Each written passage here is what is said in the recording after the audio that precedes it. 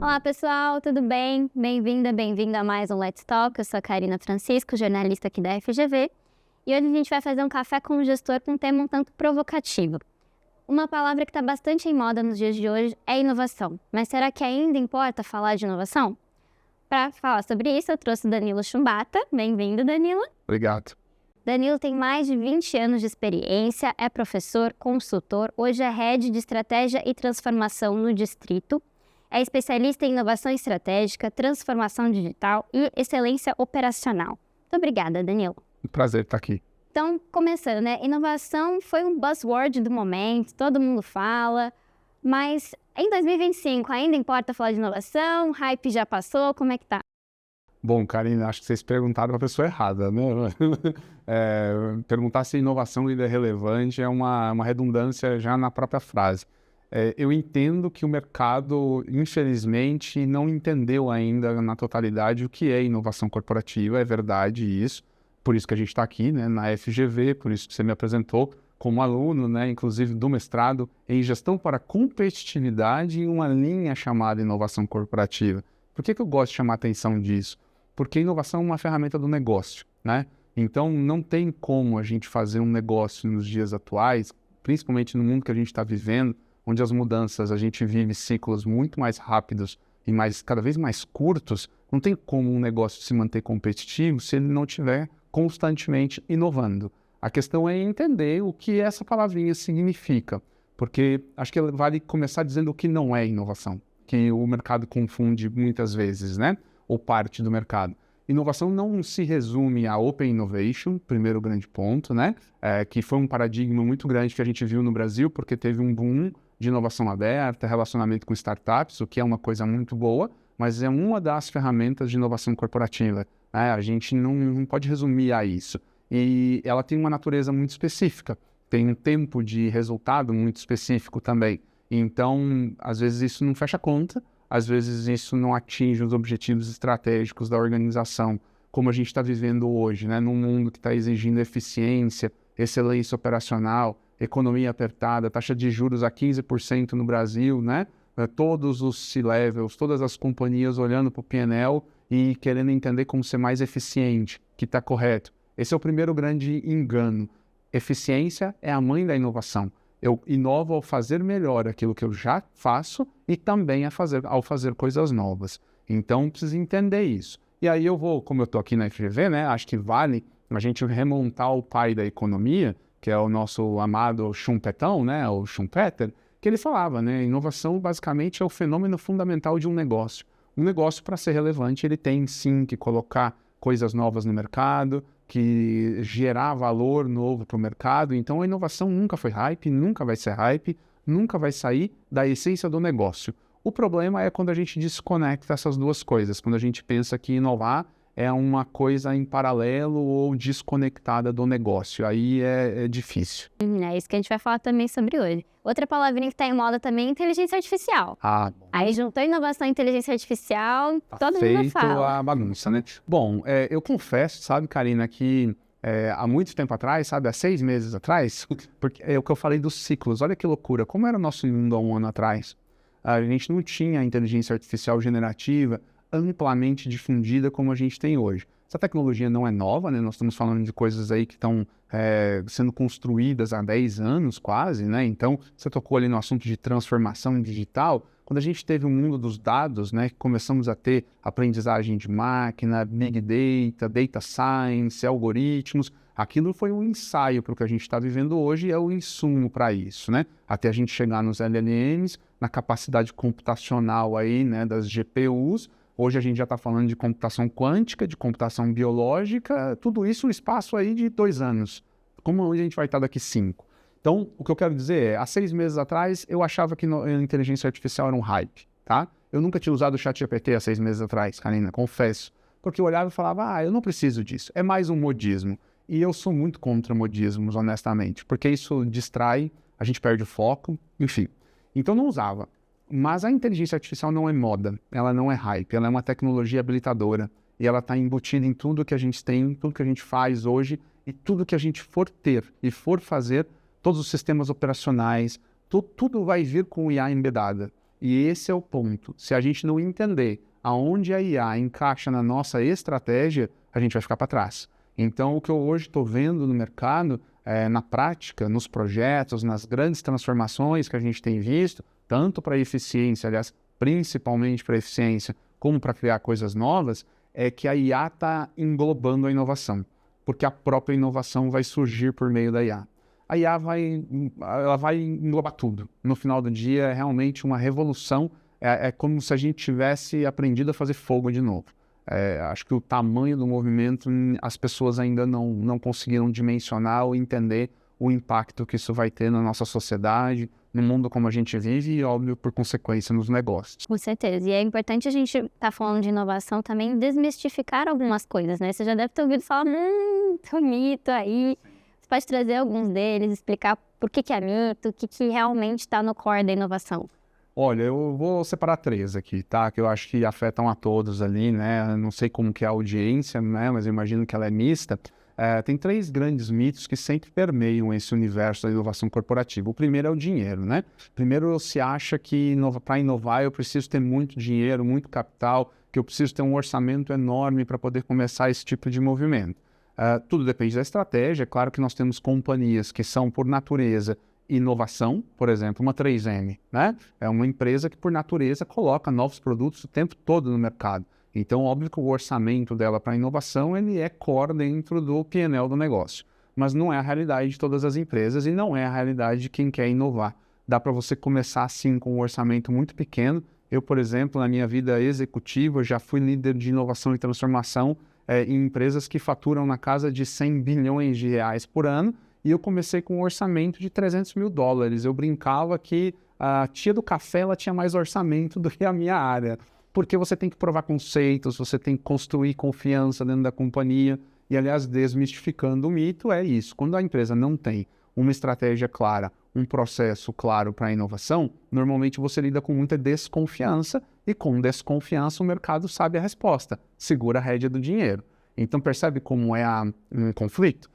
Para inovar eu tenho que ter muito dinheiro, mas se eu não dou confiança para a minha empresa, eu nunca vou ter nenhum orçamento. E não é preciso ter um grande orçamento. Você precisa começar fazendo bem feito. Esse é o primeiro ponto. Então não precisa ter grandes rios de dinheiro. O segundo ponto é o que você mesmo perguntou sobre a IA, e aí eu vou resumir a tecnologias. A inovação é só sobre tecnologia. Então, para eu inovar, eu tenho que estar tratando novos sistemas, novos aplicativos, startups, ou o que seja. Não é verdade. É claro que a gente vive num mundo onde quase tudo cai no digital, né, hoje em dia. Mas inovação é, às vezes, uma melhoria simples no processo operacional. Não chega nem a tocar no sistema, na ferramenta, na tecnologia. E isso é ótimo, porque esse é o tipo de ganho rápido que a gente consegue mostrar dentro de uma organização. A inovação é uma forma de enxergar as coisas, de pensar o negócio. Então, não é só sobre tecnologia, aliás, é muito menos sobre tecnologia e mais sobre estratégia. O que eu espero ao me embarcar em determinadas tecnologias. E, aliás, aqui fica a dica sobre IA. Não use inteligência artificial nos negócios sem ter uma estratégia para tal antes. Construa o roadmap estratégico para a inteligência artificial, que aí sim você vai estar fazendo algo certo. Porque senão a chance de gastar errado é muito grande, tá? E a terceira é que inovação é uma área. A inovação é um departamento, né? Ela é uma área dentro da empresa. Isso se criou muito essas posições de inovação e elas foram construindo uma vida própria. E a gente não pode perder o olhar no negócio. O foco da área de inovação é em apoiar o negócio a ser mais forte, mais competitivo. A inovação tem sim uma especialidade, né? Eu costumo dizer que é uma carreira em T. Você tem que ter um profissional especialista naquilo, por isso que a gente está aqui no FGV, por isso que a FGV tem uma linha de mestrado, né, profissional, que é inovação corporativa, que é para formar os especialistas, né, nessa competência. Mas ela é transversal no negócio. Se eu tiver só aquela área que acha que fica fazendo discovery o tempo todo, que está lá com a parede cheia de post-its, mas está distante do chão de fábrica, está distante do negócio, aquilo não vai funcionar. Então a inovação ela requer uma especialidade, mas ela tem que estar presente em todos no negócio. O terceiro mito seria esse, que é uma área lá isolada. Muito bom. Tem que ter uma comunicação com as outras áreas. É o tal do Gemba, né? Aliás, eu acho muito legal a gente tocar nisso. A melhoria contínua foi a mãe do que a gente conhece como inovação, né? A inovação, ela chama isso de centralidade no cliente. O Gemba chamava isso de ter o pezinho, a bota lá no chão de fábrica, né? Está perto da realidade. No final do dia é muito simples. E existe também até, ou talvez um outro mito, um jeito certo de inovar, ou alguns jeitos, tem metodologias. Como que é o melhor jeito de fazer? Existe isso? Olha, Karina, existe, depende da necessidade da empresa, né? Claro que, por exemplo, como eu toquei na 3M, uma empresa que tem pesquisa e desenvolvimento muito forte, é óbvio que você tem uma ciência por trás que tem, sim, metodologias que é o caminho para você chegar nos resultados desejados. Nós podemos falar aqui de níveis de prontidão tecnológica, os famosos TRLs, né? Eles existem, eles são muito bons, mas no final do dia é a estratégia daquela empresa que tem que construir a caixinha de ferramentas para metodologias que vão fazer sentido para o negócio, não o inverso. O que não funciona é a gente achar que o ágil agora vai mudar tudo, e aí a gente tem que mudar a empresa toda para o ágil. Agora a gente vai fazer design thinking, né? Adora se falar, sabe? Não é inversão de valores, né? Os métodos, todos eles você tem que conhecer, todos eles você tem sim que dominar, mas a aplicação ela é condicionada ao objetivo do negócio, não pode perder de vista isso.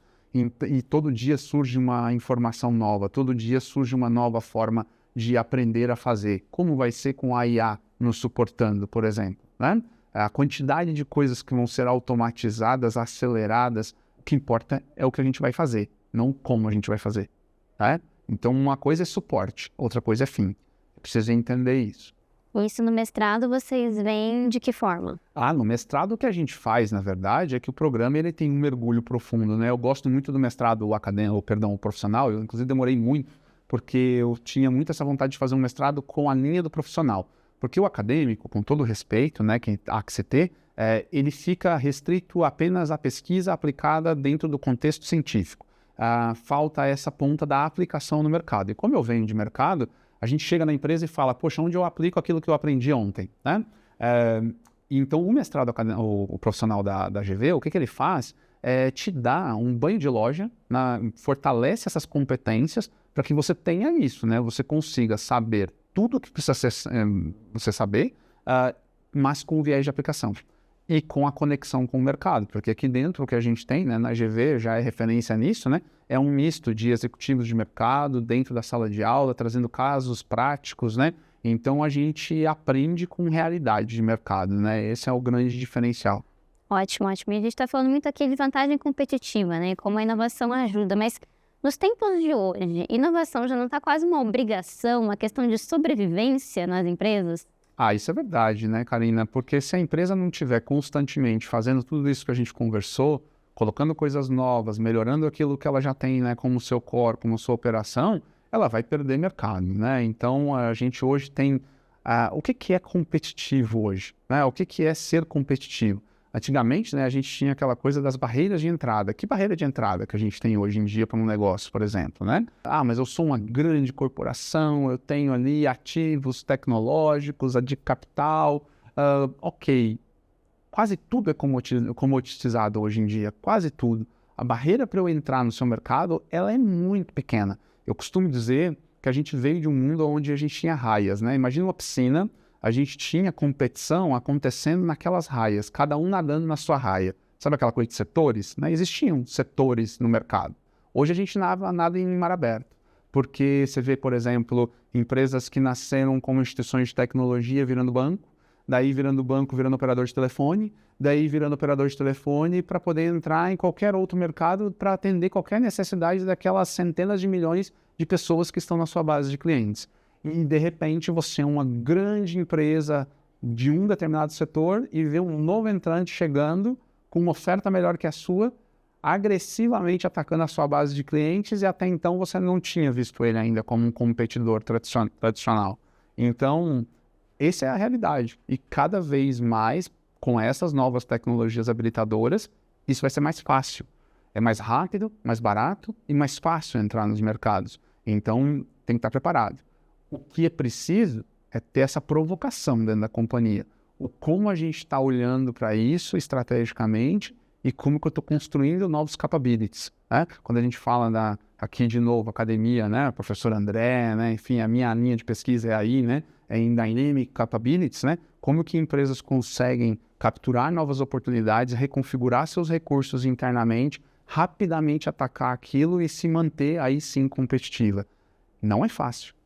Aí é onde mora exatamente, eu preciso de inovação, eu preciso de supply chain, eu preciso de estratégia, eu preciso de digital e tecnologias, eu preciso construir a minha caixinha de ferramentas. Uhum, aí que está o diferencial. E aí você precisa de profissionais que não vão estar, se não estão aqui, isso é uma coisa que a gente critica muito, sabe, Karina? Eu vou até voltar na tua primeira pergunta, né? Eu acho que a nossa turma, orgulhosamente a primeira de inovação corporativa, né, do mestrado, eu acho que ela deve ter em torno de 20 pessoas, se eu não estou enganado, se não me falha a cabeça, tá? Tinha que ser mais, né? Você me perguntou se inovação era um hype, né? Onde estão esses profissionais? Eu deixo a provocação. Se você trabalha com inovação, onde é que você está que você não está aqui dentro? Sabe? Porque todo dia a gente tem que reaprender. A grande habilidade que a gente está vendo hoje é a capacidade que a gente tem de desaprender algo que a gente achava que já sabia, que já conhecia, e que muitas vezes conhecia de um jeito que está sendo mudado hoje, e eu reconstruo esse conhecimento para poder me manter relevante. Acho que relevância e competitividade andam ali, né, lado a lado.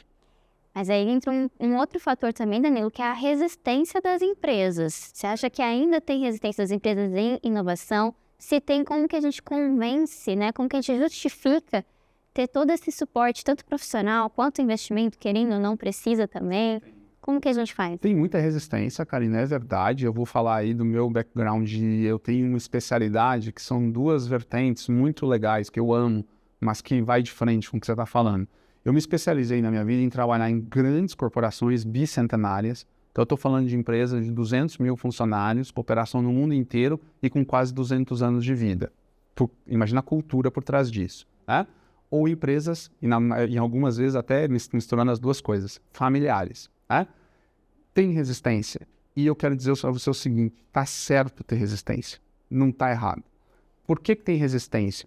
Porque essas empresas, elas naturalmente nasceram num mundo onde foco e atenção custam muito caro.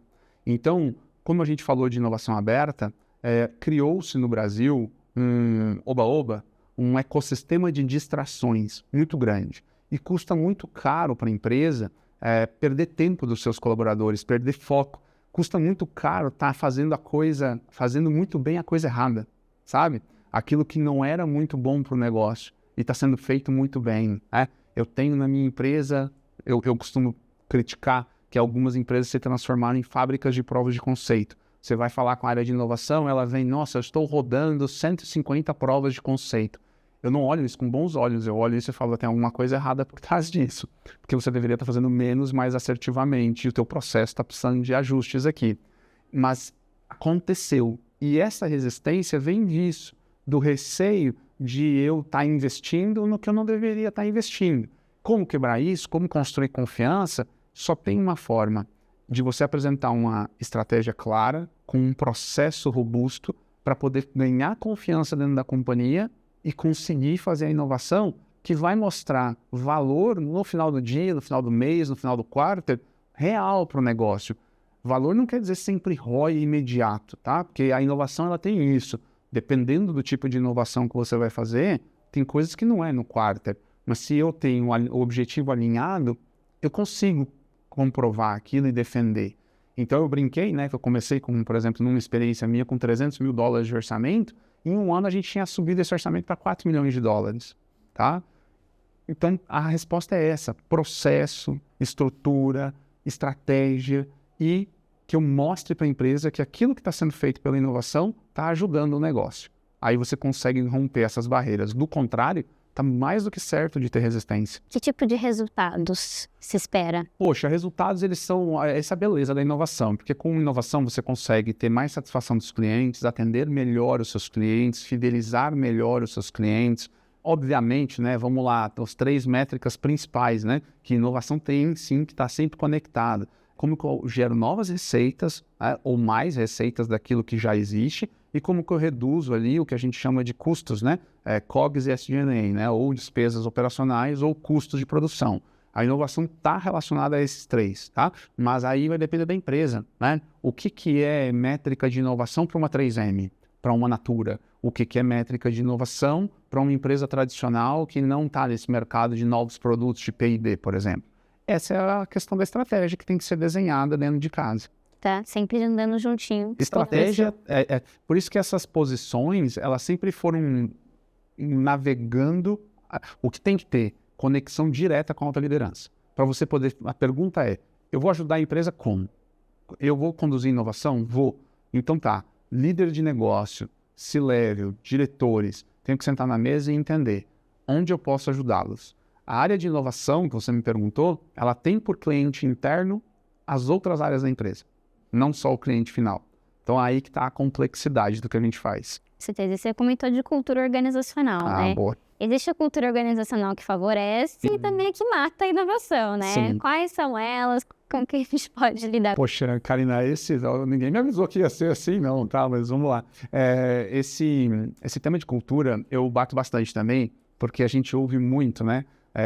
Na capa da revista, né? Aquelas matérias super, né? Você é jornalista, você sabe, né? Aquelas matérias mirabolantes que algumas pessoas colocam assim, eu vou mudar a cultura da empresa. Nós temos aqui na GV um professor maravilhoso, que é o professor Anderson Santana, que ele é especialista, né, em cultura e em liderança, né?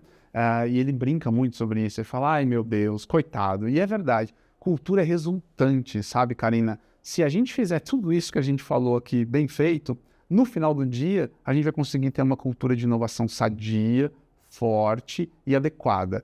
A cultura, per se, eu não mexo nela. Cultura é o resultado de como as pessoas se comportam, naquilo que elas acreditam. Se eu não estou construindo essa confiança, se eu não estou presente no dia a dia da organização, ajudando as áreas de negócio, que cultura que eu vou ter?